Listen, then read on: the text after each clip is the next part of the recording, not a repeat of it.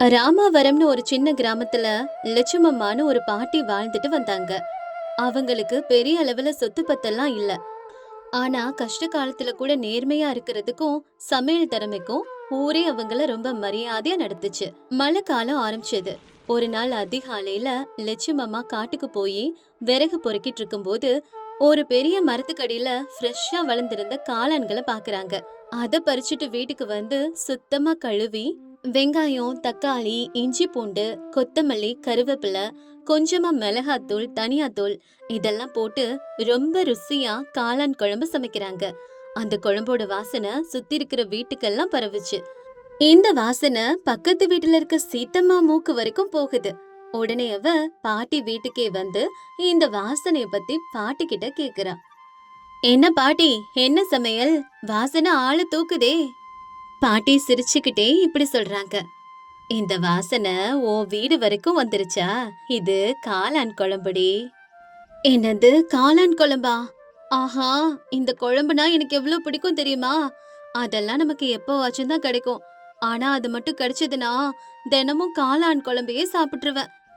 உன் ஆசை எனக்கு புரியுதுடி. உனக்கும் கொஞ்சம் குழம்பு தரேன், சரியா?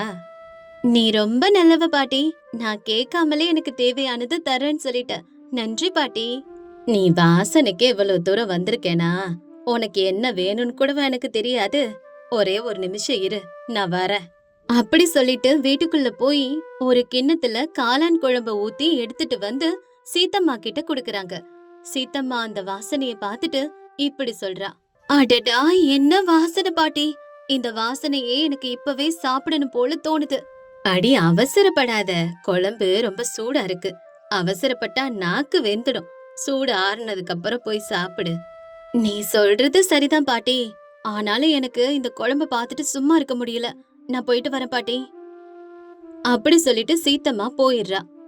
அடுத்த நாள் பாட்டி தெருவுல போயிட்டு இருக்கும்போது சீத்தம்மா எதிர வந்து இப்படி கேக்குறா. என்ன பாட்டி, இந்த பக்கமா போற? எங்க போற பாட்டி? நான் எங்க போக போறேன்டி சீத்தம்மா. மனுஷனா பிறந்தா பொழைக்கணும்னா கஷ்டப்படணும்ல. என்ன பாட்டி, இந்த வயசுல உன்னால என்ன வேலை செய்ய முடியும் பாட்டி? வயசு ஆனாலும் பசி இல்லாம போகுமாடி. பசி தீரணும்னா வேலை செஞ்சுதானே ஆகணும். அதுக்கான முயற்சி தான் இது. உனக்கு ஏதாவது தெரிஞ்சா வேலை இருந்தா சொல்லு, நான் அதை கண்டிப்பா செய்வேன். உனக்கேத்த மாதிரி என்ன வேலை இருக்கு பாட்டி? இப்படி அவ சொல்லிக்கிட்டே இருக்கும்போது அவளுக்கு ஒரு யோசனை வருது. அவளுக்கு பாட்டியோட சமையல் ஞாபகம் வந்து பாட்டி கிட்ட இப்படி சொல்றா. பாட்டி, நான் சொல்றேன், நீ தப்பா எடுத்துக்காத. நீ சமையல் ரொம்ப சூப்பரா பண்ற. அதுவும் நேத்து நீ பண்ண அந்த காளான் குழம்பு அம்புட்டு சுவையா இருந்துச்சு. நீ ஏன் அதே உன்னோட பொழப்பா மாத்திக்க கூடாது? காளான் குழம்பு வச்சு வியாபாரம் பண்ண சொல்றியாடி? ஆமா, பண்ணா என்ன தப்பு? இந்த வயசுல உன்னால கூலி வேலை எல்லாம் செய்ய முடியாது. உனக்கு தெரிஞ்ச சமையலையே உன்னோட தொழிலா ஏன் மாத்திக்க கூடாது? நீ யாரையும் நம்பி வாழ போறதில்ல. உனக்கு தெரிஞ்ச வேலையை வச்சு காசு சம்பாதிக்க போற. நீ சொல்றதும் நியாயம்தான். ஆனா என்கிட்ட வந்து யாரு காளான் குழம்பு வாங்குவாங்க? என்ன பாட்டி இப்படி கேட்டுட்ட? வார வாரம் நடக்கிற சந்தையில உன் காளான் குழம்ப விற்பனைக்கு வை. அப்புறம் நடக்கிறது பாரு. ஏண்டி, உண்மையாவே வாங்குவாங்களாடி? வியாபாரத்தை ஆரம்பிக்க சொல்றியா? ஆமா பாட்டி, தாமதிக்காத. இந்த வார சந்தையில உன் காளான் குழம்ப உன்னோட சேர்ந்து நானும் விக்கிறேன், சரியா? பாட்டியும் சரின்னு சொல்லி சந்தையில வியாபாரம் பண்ண தயாராகிறாங்க. சந்தைக்கு ஒரு நாளைக்கு முன்னாடியே காட்டுல கிடைக்கிற நல்ல காளான்களை பறிச்சு எடுத்துட்டு வந்து அதை சுத்தப்படுத்தி பத்திரப்படுத்துறாங்க. சந்தை நடக்கிற அன்னைக்கு பாட்டி காலையில எந்திரிச்சு தன்னோட கைப்பக்குவத்துல நல்ல கம கமன்னு ருசியான காளான் குழம்பு தயார் செய்யறாங்க. அந்த வாசனைக்கு திரும்பவும் சீத்தம்மா பாட்டி வீட்டுக்கே வந்து இப்படி சொல்றா. என்ன பாட்டி, நம்ம பேசின மாதிரி எல்லாம் ரெடி பண்ணிட்ட போலயே. காளான் குழம்பு வாசனை தெருமுனை வரைக்கும் தூக்குது. ஆமாடி, நீ சொன்ன மாதிரி எல்லாம் ரெடி பண்ணிட்ட. இனி சந்தைக்கு போய் நம்ம அதிர்ஷ்டத்தை பாத்துட வேண்டியதா. நீ ஒன்னும் பயப்படாத பாட்டி, உன்னோட நான் இருக்கேன்ல. இன்னைக்கு நம்ம ஊர் ஜனங்களுக்கு காளான் குழம்போட ருசிய காட்டிடுவோம். அப்படி சொல்லிட்டு ரெண்டு பேரும் பாட்டி சமைச்ச காளான் குழம்ப ஒரு கூடையில வச்சுக்கிட்டு சந்தைக்கு போறாங்க.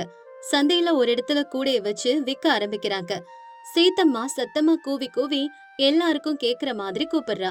ரெண்டு பேர் வந்து முதல்ல பாட்டி கிட்ட காளான் குழம்பு வாங்கி சாப்பிடுறாங்க. அவங்களுக்கு குழம்போட ருசி பிரமாதமா இருக்கவும் சுத்தி இருக்கிறவங்க கிட்டயும் விஷயத்த சொல்றாங்க. அப்படியே கொஞ்ச நேரத்திலேயே அவங்க கொண்டு வந்த குழம்பு முழுசு தீர்ந்து போகுது. சந்தையில இருக்கிற ஜனங்க இன்னும் வேணும்னு கேக்குறாங்க. எல்லாத்தையும் முடிச்சிட்டு 2 பேரும் வீட்டுக்கு திரும்பி வர்றாங்க. பாட்டி ரொம்ப சந்தோஷப்படுறாங்க. அப்ப பாட்டியும் சீத்தம்மாவும் இப்படி பேசிக்கிறாங்க.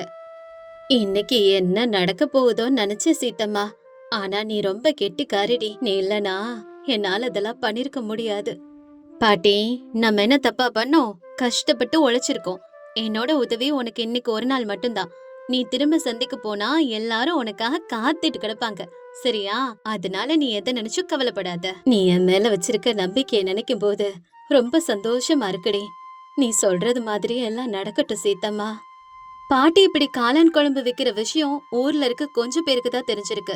அந்த ருசியை தெரிஞ்சுக்கிட்டு அடுத்த நாள் பாட்டி வீட்டுக்கே சிலர் வர்றாங்க. பாட்டி கிட்ட இப்படி கேக்குறாங்க. பாட்டி, நீ சந்தையில காளான் குழம்பு கொண்டு வந்து விக்கிறியாமே, அது ரொம்ப ருசியாவும் இருக்குதாமே. நேத்து உன் குழம்ப சாப்பிட்டு வந்தவங்க எல்லாம் பயங்கரமா புகழ்றாங்க.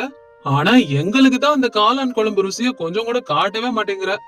எனக்கு பொழைக்கிறதுக்கு பலப்பு இல்லாம என்ன பண்றதுன்னு தெரியாம இருந்தப்ப சீத்தம்மா கொடுத்த யோசனை தான் அது. அதனாலதான் குழம்ப சந்தையில வித்தேன். அது அங்க இருக்கிற எல்லாருக்கும் புடிச்சு போச்சு. இனிமே ஒவ்வொரு வாரமும் சந்தையில விக்க போறேன். நீங்க எல்லாரும் கண்டிப்பா வந்துருங்க. அங்க வந்து வாங்கி சாப்பிடுங்க. அப்ப திரும்ப அடுத்த வாரம் வரைக்கும் காத்துக்கிட்டு இருக்கணுமா? இன்னைக்கு எங்களுக்காக செஞ்சு தர மாட்டியா பாட்டி? என்ன ராமையா இப்படி கேட்டுட்ட? ஏதோ கொஞ்ச நேரத்துல செஞ்சு தரேன். கொஞ்சம் பொறுங்க. அப்படி சொல்லிட்டு காளான் குழம்போட ருசிய எல்லாருக்கும் காட்டுறாங்க பாட்டி. அப்ப எல்லாரும் சாப்பிட்டுட்டு இப்படி சொல்றாங்க. பாட்டி, இது என்ன காளான் குழம்பா இல்ல அமிர்தமா?